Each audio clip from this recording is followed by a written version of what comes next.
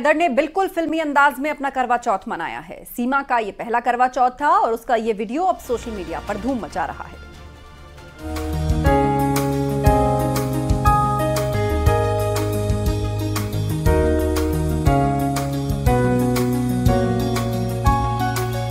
पाकिस्तान से भारत आई सीमा ने अपना पहला करवा चौथ मनाया।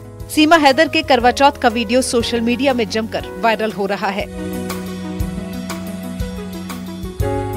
देखिए, इस वीडियो में सचिन सीमा को मंगलसूत्र पहना रहा है।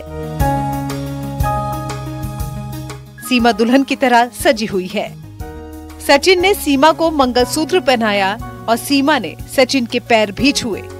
देख लीजिए ये तस्वीरें। जो लोग सीमा और सचिन के रिश्ते पर सवाल उठाते हैं, उन्हें इन्होंने जवाब दे दिया है। सचिन ने सीमा के गले में मंगलसूत्र पहनाया। अब इनके रिश्ते का सबसे बड़ा प्रमाण और क्या होगा। देखिए, इस दौरान सीमा और सचिन दोनों कितने खुश दिखाई दे रहे हैं।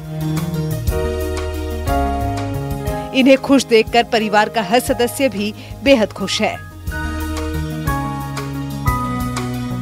चांद निकलने के बाद सीमा ने चांद देखकर सचिन को देखा और फिर करवा चौथ का व्रत तोड़ा। सीमा के इस वीडियो ने सोशल मीडिया में धूम मचा दी है।